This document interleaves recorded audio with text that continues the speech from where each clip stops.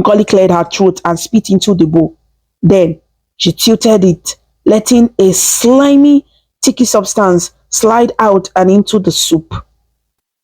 The morning light was just bright enough now for Mamugo to catch a glimpse of the substance. It was pale and vicious, looking nasal mucus, and as it hit the bubbling soup, Nkoli quickly grabbed her ladle and stirred it in. Mamugo's eyes widened in horror.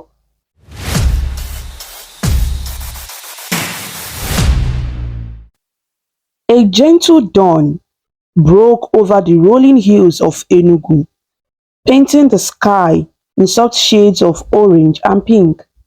The morning mist clung to the lush green hillsides, slowly lifting to reveal a village nestled in a valley.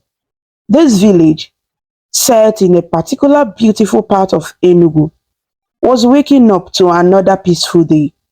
Roosters crowed in the distance, and the crisp air carried the scent of dew and the faint smoke of early cooking fires. In this calm community, people lived simple lives.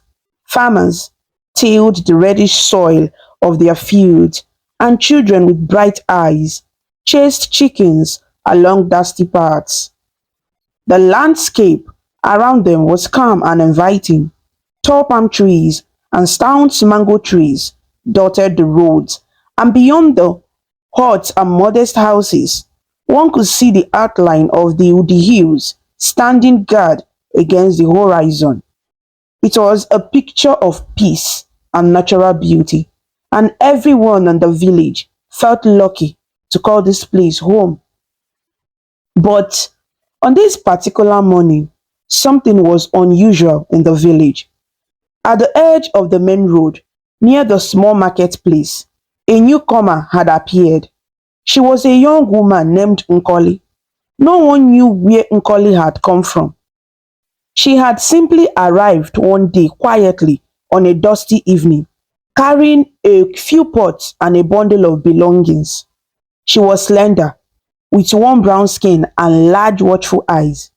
Her face was gentle, but there was a hint of mystery in her eyes that made the villagers wonder about her past. Nkoli spoke softly and rarely mentioned anything about her family or hometown, leaving everyone guessing. Nkoli settled in quickly by renting a tiny old shop at the corner of the marketplace.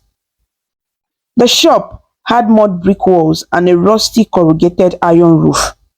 Like many others in the village, it stood beneath a great avocado tree that provided cool shade. The previous owner of the shop had left it vacant, and villagers were curious about how this stranger came so suddenly to take it. Some whispered among themselves, "Who is she? Does anyone know her people?"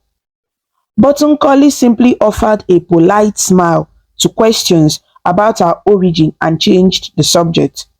She was pleasant enough, greeting her neighbors each morning with a quiet "Good morning, ma," or "Good morning, sir," in the local manner. Yet, she kept a certain distance.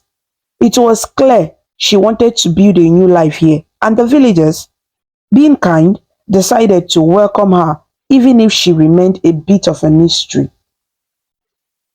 It wasn't long before Nkoli revealed why she had come. She was a cook and hoped to make a living selling food. The village market was small but busy, especially on market days, and there was always room for another good cook. So, one bright morning, Nkoli lit a fire in the open air kitchen behind her little shop. She placed a big blackened cooking pot on the fire. The smell of wood smoke rose into the fresh morning air as she prepared her ingredients. Villagers passing by could see her chopping vegetables and stirring soups diligently. She had a modest display table out front, covered with a clean but warm tablecloth, ready to serve whatever meals she prepared. At first, only a few curious people stopped to eat at Nkoli's stall. There was old Papa Nene, who was known to test any new cook's food out of curiosity. There were some children who had been sent on errands and returned hungry, and a traveling trader who was just passing through. Nkoli welcomed them quietly, with careful movements. She served them generous portions of her cooking into deep bowls. That first day, she had made a simple yam porridge with leafy greens and a side of pepper sauce. The dish looked ordinary, but the moment her first customers took a bite, their eyes widened with surprise and delight. "This is delicious!" Papa Nene exclaimed, his withered face breaking into a smile. He had expected the food to be decent at best, but this was better than anything he had eaten in a long while. The yam porridge was rich and comforting, with just the right amount of salt and spice. The vegetables were fresh and cooked to perfection. The pepper sauce had a gentle heat that tickled the tongue without burning. Even the aroma rising from the bowl was wonderful, like a blend of fresh herbs and something else he couldn't quite name. He quickly took another spoonful. The two children, a brother and sister, who had stopped by, nodded eagerly as they ate. "Auntie, your food is so nice," the little girl piped up to Nkoli, licking her spoon. Nkoli gave a humble bow of her head and smiled, thanking the child softly. The traveling trader, who was weary from his journey, found himself rejuvenated by the tasty meal. In no time, he finished everything Nkoli served him and asked for more to take on to the road. Nkoli's heart warmed at this compliment. With each praise, she responded quietly, "Thank you. I'm glad you like it. Please come again." Word spread through the village quickly after that first day. By the next morning, a few more people showed up at Nkoli's store, eager to test her cooking. Nkoli had woken up at sunrise to visit the local farmers market for fresh ingredients. She returned to her shop, carrying baskets of vegetables, spices, and staples balanced on her head. That day, she decided to make jollof rice with fried plantains and fish stew, a meal that was a favorite among many. As the rice simmered in tomato and spice, sending a mouth-watering aroma into the air, villagers found themselves drawn to Nkoli's corner by their noses. One by one, they came, farm hands on their break, mothers who didn't feel like cooking after the morning's chores, school children with a few coins given by their parents for lunch. They lined up in front of Nkoli's store, bowls and plates in hand, excitedly waiting for a taste of the new talked about food. "Please, give me one plate," a young man named Chidi requested, holding out a metal dish. "I've been hearing that your jollof rice is the best in town." Nkoli smiled gently and filled his dish with bright orange rice studded with bits of carrot and peas, placed a golden fried plantain slice on the side, and ladled a spoonful of rich fish stew over the top. Chidi paid and stepped aside, and the next customer came forward immediately. By noon that day, every grain of rice, every drop of spoon, and every plantain Nkoli had cooked was gone. She had sold out completely. Customers were satisfied and full, praising her food as they went back to their work or homes.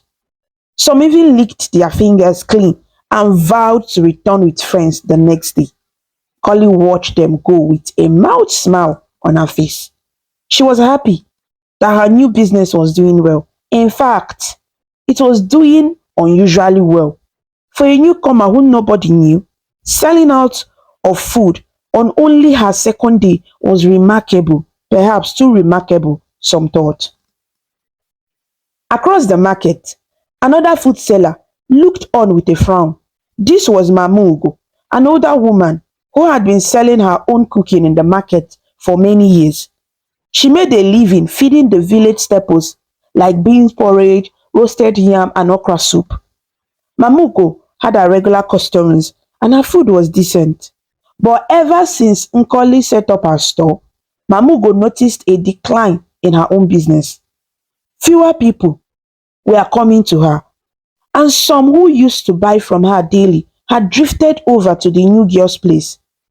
That afternoon, Mamugo sat on a wooden bench by her cooking stand stirring her pot of soup absent-mindedly, while her eyes kept darting over to the lively crowd at Nkoli's shop. What is so special about her food? Mamugo muttered under her breath. Only one customer sat in front of her, slowly eating a plate of her yam and vegetable stew. Mamugo couldn't help but ask the young woman who was eating, "Have you tried that new girl's food? Is it truly better than mine?" The customer, looking a bit uncomfortable, swallowed and replied softly, "Ah, Mamugo, people are saying her food is very tasty. I tried her rice yesterday. It was really good."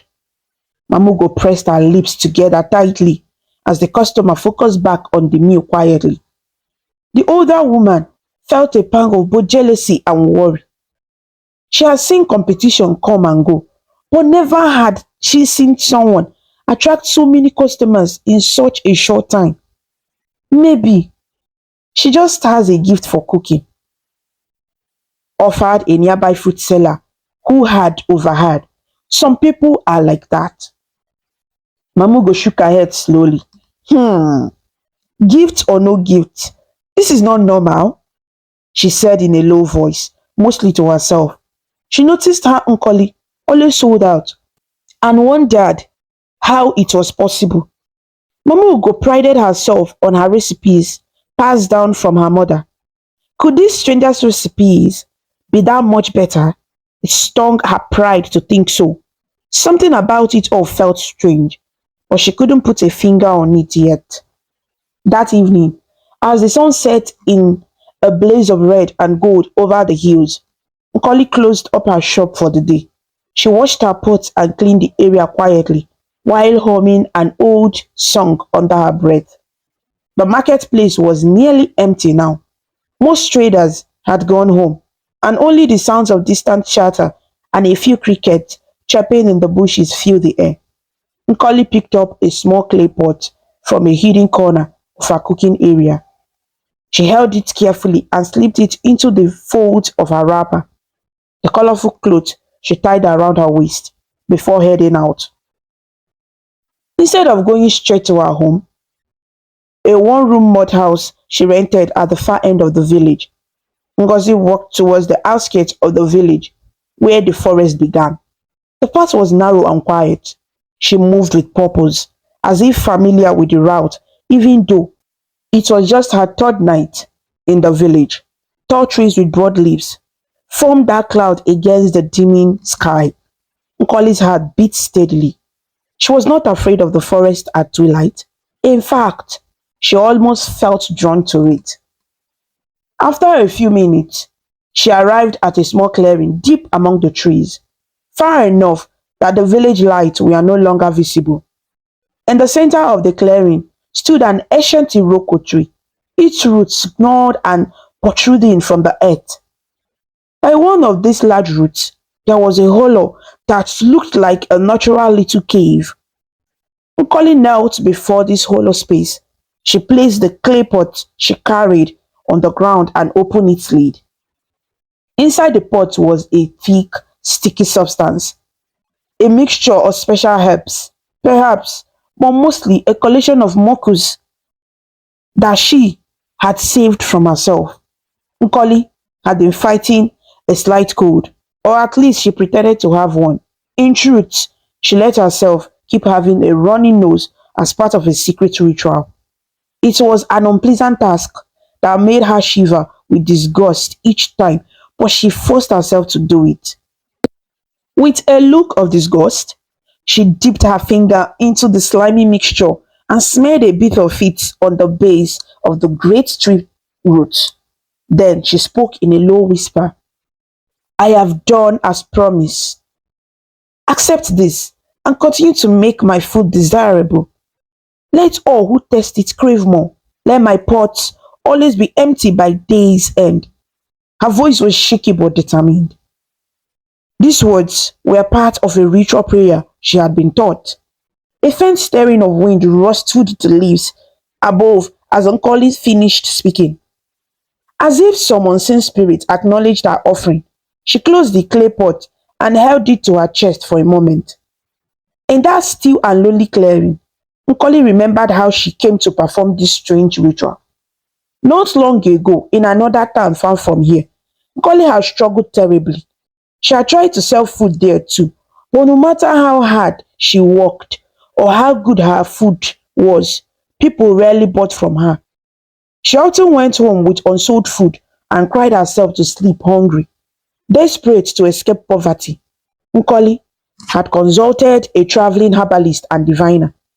The old man had peered at her with cloudy eyes and said he knew a way to guarantee her success. But it came at a price. He gave her a mixture of herbs to drink and a small charm, and he instructed her in no uncertain terms.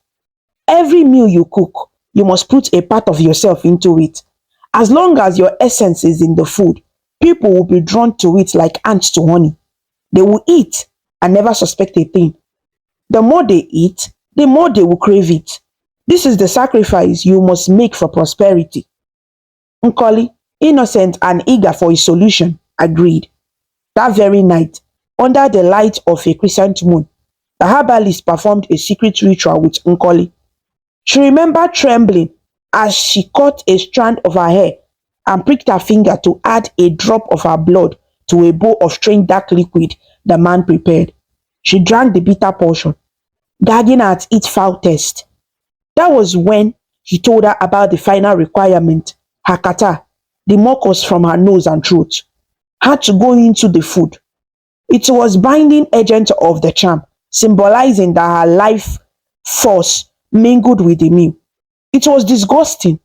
Nkoli had recoiled at the thought, but the old man insisted that without this, the charm would not hold. You will never go hungry again if you do this, he assured her in a grave voice. But if you ever stop, everything you gained will vanish or worse. Ever since that night, Nkoli had done as instructed. She moved far away, choosing a place where no one knew her, so they wouldn't question her strange habits. In each pot of soup or rice she cooked, she secretly mixed a spoonful of her kata. She made sure no one ever saw her do it, usually stirring it in when she was alone in the early dawn before customers arrived or when their attention was elsewhere. It made her feel shame and guilt. She knew it was a horrible thing to do, but the promise of success was too tempting, and indeed, it seemed to be working. Here she was in a new village, and already everyone loved her food. Nkoli tried to convince herself that no harm was being done. No one knows, she whispered to herself, still kneeling by the tree. It's just a little bit. It won't hurt anyone. They are all enjoying the food. I have a chance at a good life now. But deep in her heart, a note of worry tightened. She quickly silenced that feeling, picked up her clay pot, and stood up. The forest had grown darker, and the first stars of the night twinkled through the canopy of leaves. Nkoli felt a sudden chill and realized it was time to go back. She carefully hid the clay pot in a small sack she had brought and made her way out of the clearing. As she left, an owl hooted from somewhere high in the trees, and the sound echoed like a warning. Nkoli glanced back nervously, but the clearing was empty save for the rustling leaves.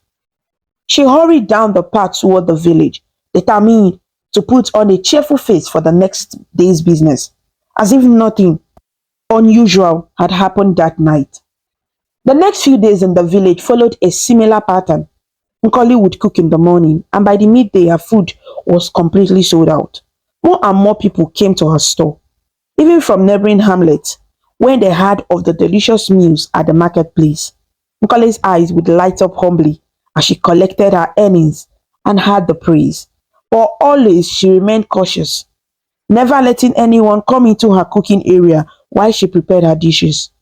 If a friendly neighbor or customer tried to peek into her pot, she would gently turn them away with a laugh, saying, it's not ready yet. Come back in a few minutes. Nobody thought much of this at first. After all, every cook guarded their kitchen to some extent.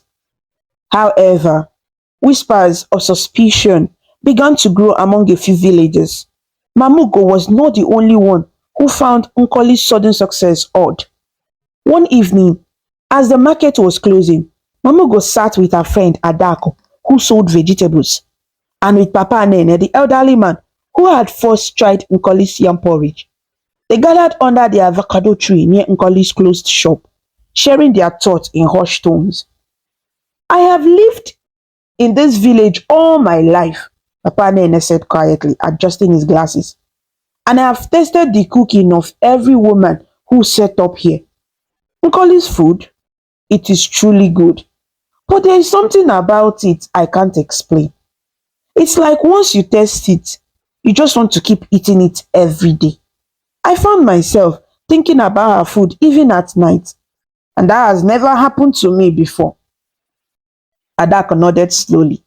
My own children refuse to eat my cooking these days, she admitted with a sigh. They are always asking for money to go buy food from Auntie Nkoli. Even when I cook their favorite okra soup, they grumble that it's not as good as Nkoli's stew. It's as if everyone has been under a spell, she whispered the last part, glancing around to ensure no one else heard. Mamugo, with her arms folded tightly across her chest, leaned in and said in a low, firm voice, something is not right.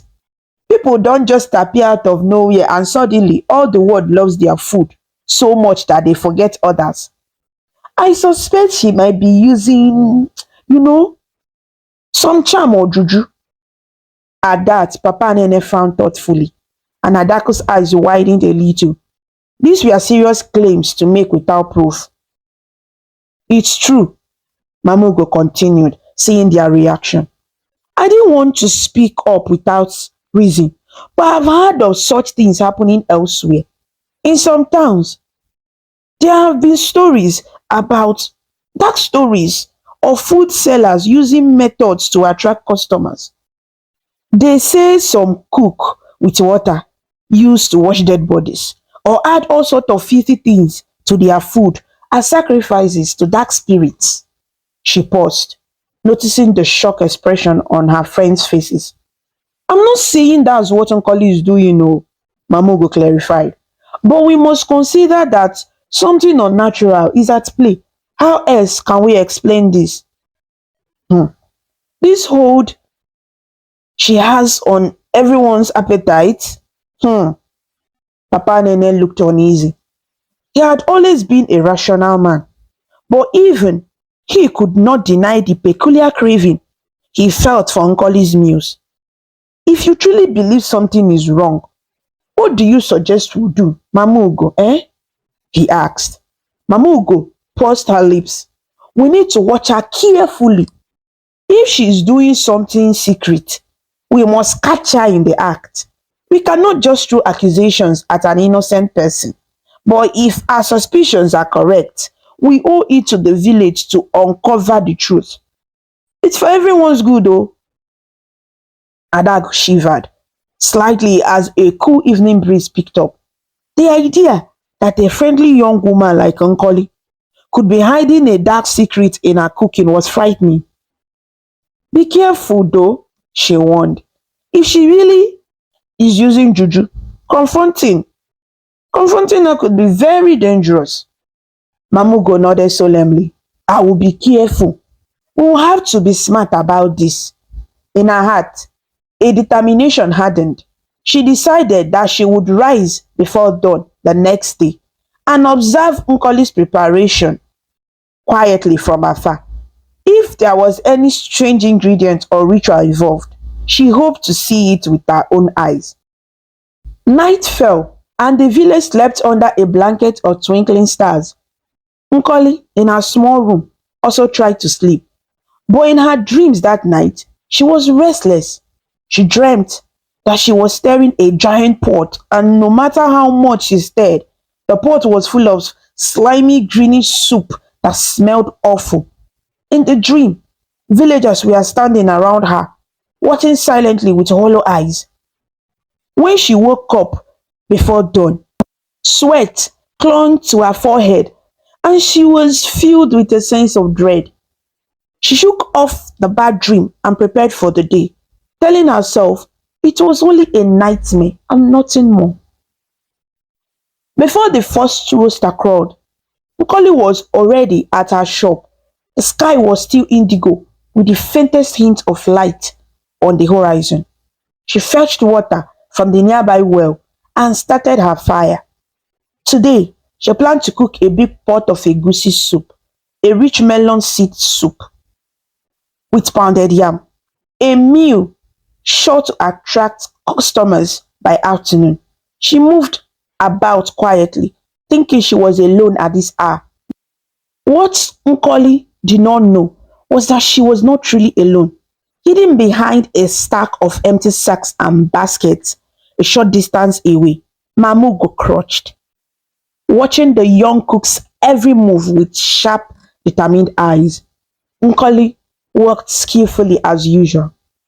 She roasted some dried fish over the fire, ground her melon seeds for the egusi, and plucked fresh green vegetables. The soft cracking of fire and Nkoli's occasional cough were the only sounds in the still morning air. Mamugo observed patiently, careful not to shift her weight too quickly or make a noise. She had a dark shawl around her to blend in with the pre-dawn shadows and peered just enough to see but not to be seen. As the sky grew lighter, Collie's egusi soup was bubbling in the pot, giving off a rich, savory aroma that made Mamugo's mouth water even as she remained tense. Nkoli added her ingredients one by one: the ground melon seeds, palm oil that sizzled and turned the broth to bright orange, tender pieces of fish and bushmeat, a pinch of salt and ground chili pepper. She stirred the pot with a wooden ladle, and steam rose in a gentle cloud. Then Nkoli paused and looked around. Mamugo immediately shrank further behind the sacks, holding her breath. Nkoli set down her ladle. Thinking no one was near, she reached into her apron pocket and pulled out a small covered bowl, a different container from her clay pot. That clay pot remained hidden at her home except when she refilled this smaller bowl. With careful haste, Nkoli removed the lid. Even from her hiding spot, Mamugo could not see exactly what was inside, but she saw Ngozi's face twist with slight disgust as the young woman held the bowl over the pot. Nkoli cleared her throat and spit into the bowl. Then she tilted it, letting a slimy, sticky substance slide out and into the soup. The morning light was just bright enough now for Mamugo to catch a glimpse of the substance. It was pale and vicious, looking nasal mucus, and as it hit the bubbling soup, Nkoli quickly grabbed her ladle and stirred it in. Mamugo's eyes widened in horror. She clamped a hand over her mouth to keep her from gasping out loud. She felt her stomach churn as she realized what she had just witnessed. It looked like Nkoli had poured her own kata, the mucus from her nose, into the soup. Nkoli's lips moved as she stared. She was muttering something under her breath. Perhaps it was a spell or prayer. Mamugo couldn't hear the words clearly, but she guessed it was part of the ritual. After a few moments, Nkoli nodded to herself, seemingly satisfied that the secret ingredient was well hidden in the soup. She wiped her hand and face with a cloth, composing herself. Her expression softened back into the pleasant, calm look everyone was used to. It was as if the unsettling act had never happened. Mamugo remained in her spot, heart thudding loudly in her chest. She waited until Nkoli stepped away from the fire to fetch something from inside her shop. Taking that chance, Mamugo quietly slipped out of her hiding place and hurried away, careful to stay low until she was out of sight. Once she was at a safe distance, she straightened up and walked briskly towards the cluster of houses where the other early risers were waking. By midday, Nkoli's egusi soup and pounded yam were ready, and as expected, customers flocked her store. The sun was high and bright, and the day had turned hot, but that did not stop people from queuing hungrily, bowls in hand. Nkoli, outwardly calm but inwardly still a bit unsettled from her bad dream, served each person with a polite smile. She noticed Mamugo was not at her own store across the way today, which was unusual, but she was too busy serving her long line of customers to wonder about it for long. Nearby, Mamugo watched from behind another store, joined by Adako and Papa Anene. They had been informed of what Mamugo witnessed, and each face bore a mix of anger, disgust, and anxiety. They saw how unaware and happy the villagers were as they ate Nkoli's food, and their hearts pounded, knowing what foul thing was in that meal. Mamugo's hand trembled with outrage as she clenched them. She could not hold back much longer. A group of young men were at Nkoli's store laughing and chatting as they ate, praising the wonderful taste of egusi soup. One of them called out to Nkoli, "Auntie, you have a special magic in your cooking. Oh, this soup is too sweet." He meant it as a harmless compliment, but Mamugo flinched when she heard the word magic. She took that as her cue. It was time. Suddenly, Mamugo stepped forward into the open and shouted, "Stop! Stop eating at once!" Her voice rang out loud and clear across the marketplace. Everyone turned, startled by the urgent tone. Nkoli looked up from behind her table, a ladle in her hand, surprised to see Mamugo marching toward her with fury in her eyes. Adako and Papa Nene followed close behind, along with a few other villagers who had caught wind that something was amiss. The young men who had been joking fell silent, bowls in hand. A few people still waiting in line backed away, confused. "What's happening?" one woman murmured. Mamugo pointed a finger at Nkoli, her voice shaking with emotion. "Do not take another bite of that food," she warned the customers. "Nkoli has been putting disgusting and evil thing in it." A collective gasp rose from the small crowd. Nkoli's eyes went wide with shock. "Mamugo, what are you saying?" Nkoli cried out. Her heart started to race. She tried to maintain her composure, but she could see the accusing look on Mamugo's face and realized with dread that somehow the woman knew her secret. Papa Nene stepped forward and gently addressed the onlookers. "Everyone, please step back and don't eat that food yet. We need to find out the truth of this matter." His tone was serious and concerned, which made people even more anxious. A few who had been eating slowly set down their half-finished bowls, suddenly uncertain. One man even spat out the morsel he had in his mouth, worried that something was wrong. Nkoli felt a wave of panic as the murmurs grew. "What's going on? What did she do?" people asked one another. Children, sensing the tension, stayed close to their parents, eyes wide.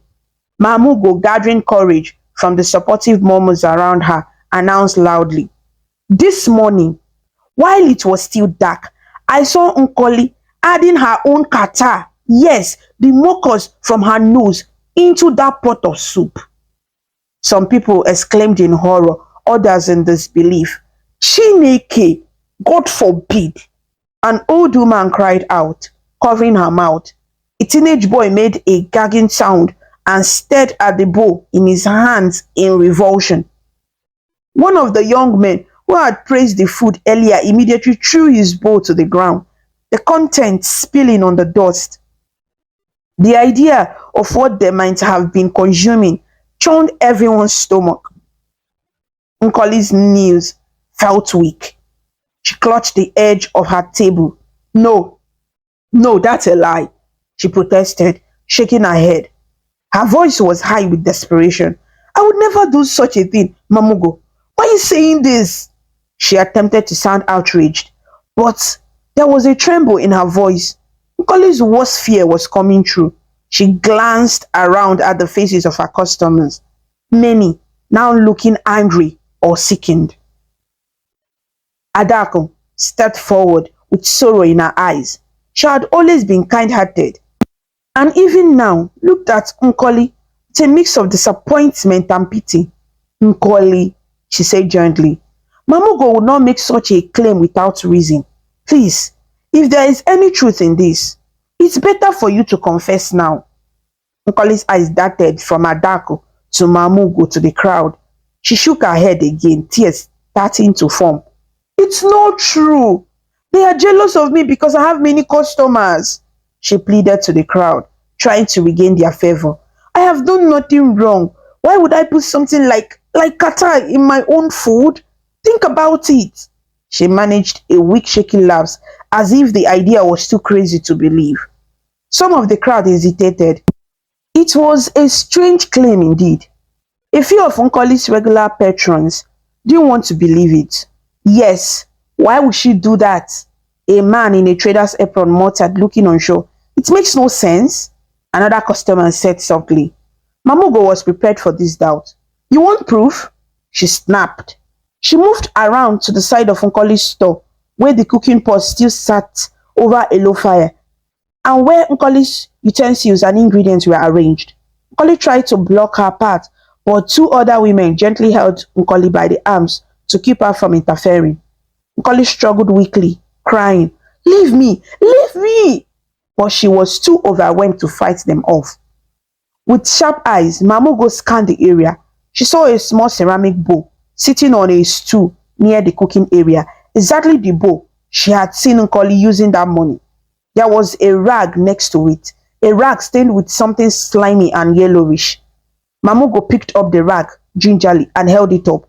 Look at this, she said. The people craned their necks. Even from a distance, they could see the rag was damp and had an icky, glistening stain. Adako moved closer, then clinched. That looks like mucus, she said quietly, feeling sick. Nkoli's face crumpled. She knew that rag was what she used to constantly wipe her runny nose while cooking. It was as good as evidence. I have a cold, Nkoli said weakly, trying to find another excuse. My nose has been running. I just used that rag to clean it, that's all. Mamugo wasn't satisfied with just the rag. She grabbed the small bowl and peered inside. Along the inner sides of the bowl, there was a trace of a sticky pale green film. She turned the bowl upside down over her palm, and a stringly drop of the stuff fell onto her hand. Mamugo felt disgusted but held her composure. She held out her hand to show the crowd. Here is what she adds to your food, she shouted. The crowd erupted at this evidence. People began shouting in anger and dismay. Some women wailed, and children hid behind their parents.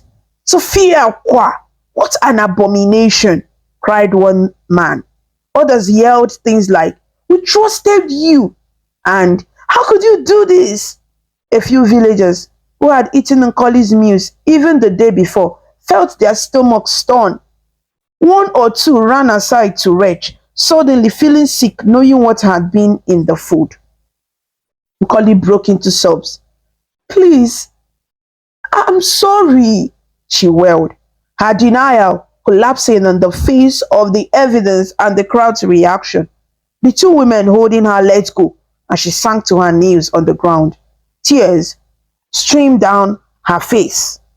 I didn't mean to harm anyone. Then why? Why would you do such a thing?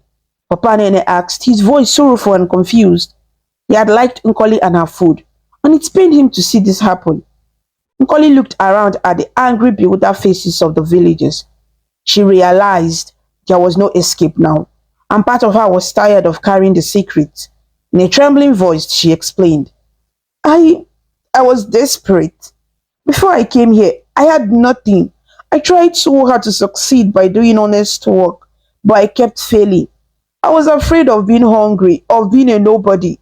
So, so I went to someone for help. She swallowed hard, then continued. He gave me a charm, a ritual. He told me if I put my kata, the mucus from my body, into the food, people would love it and buy everything.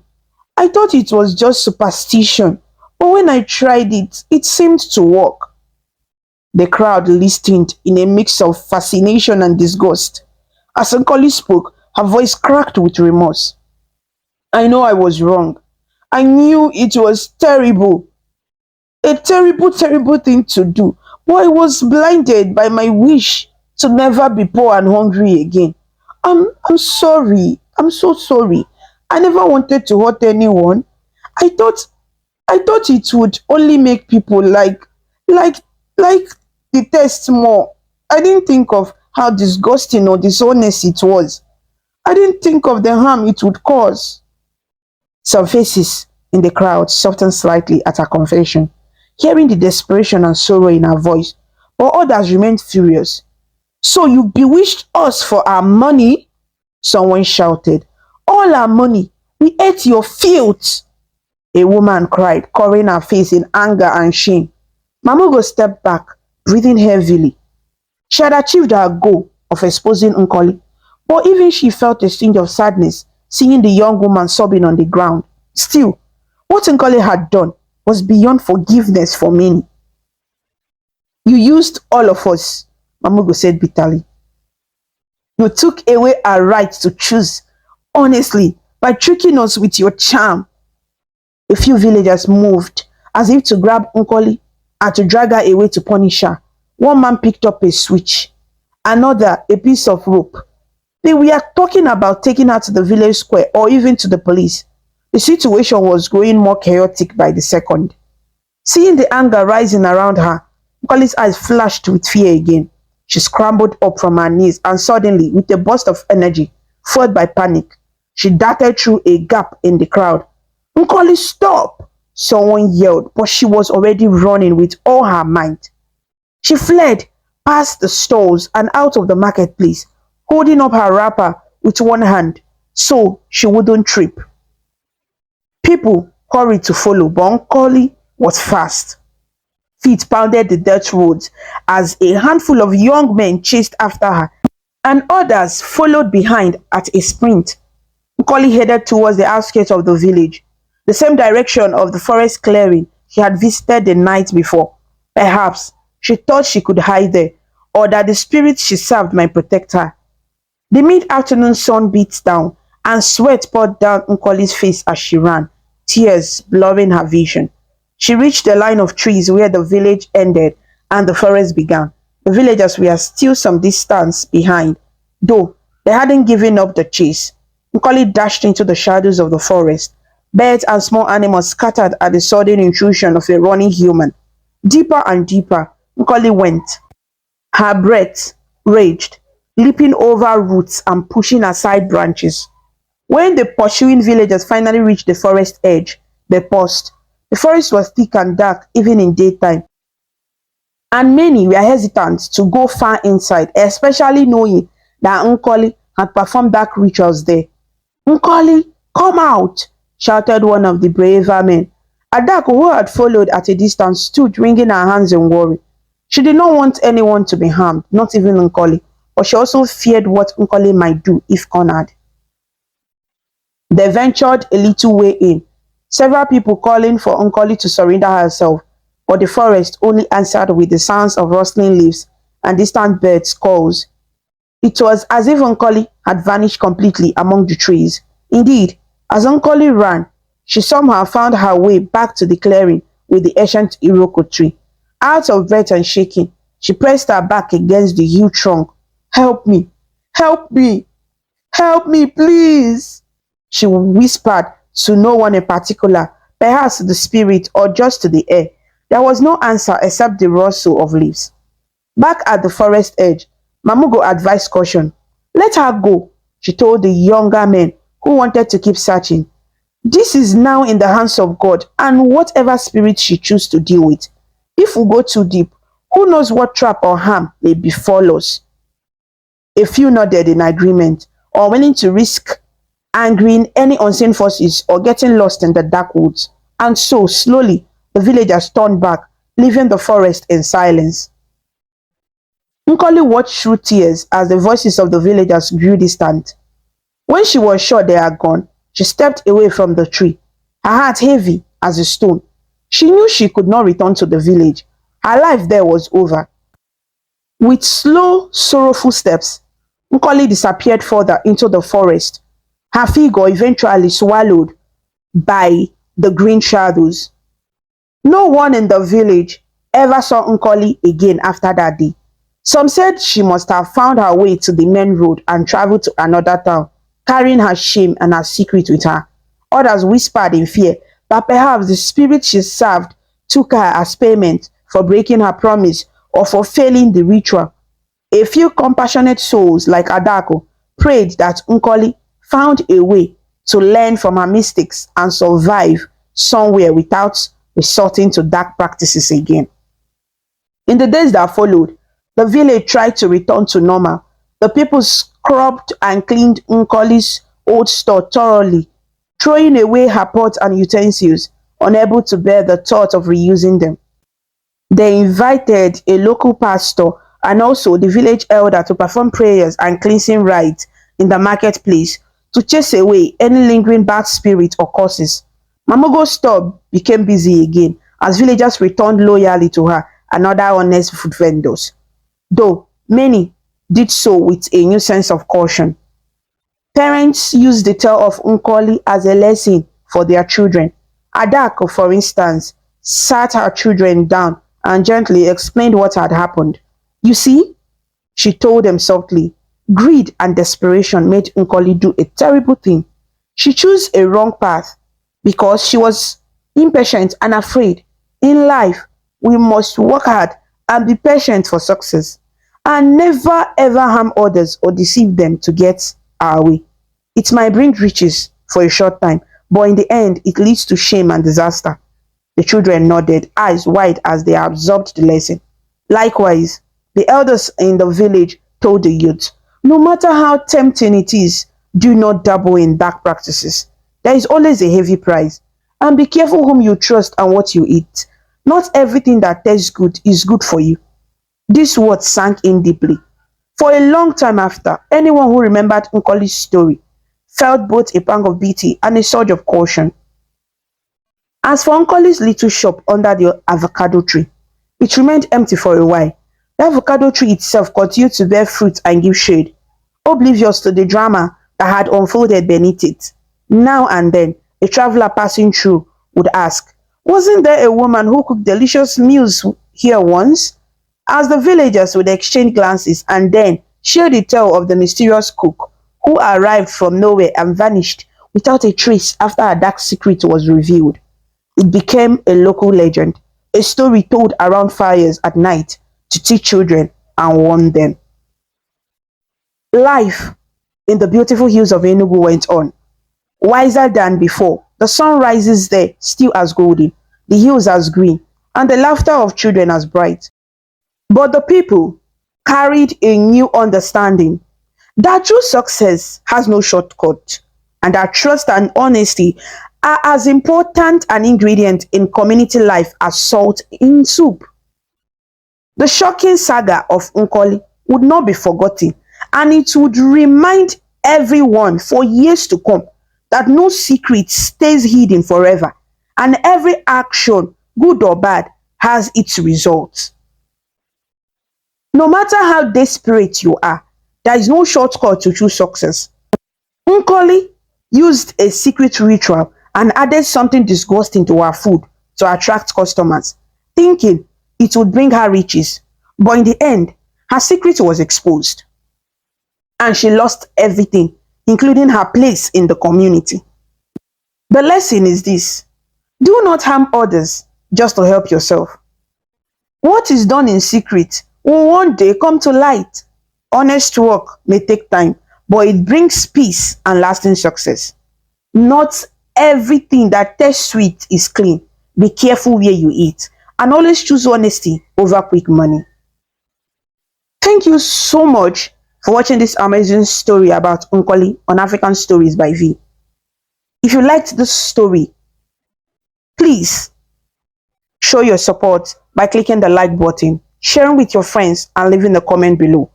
To see more interesting stories and learn about different cultures, subscribe to African Stories by V. And do not forget to ring the notification bell so you never miss a new story. Your support means a lot and helps us bring more stories to you. Until we meet again, stay connected, stay inspired, and keep smiling.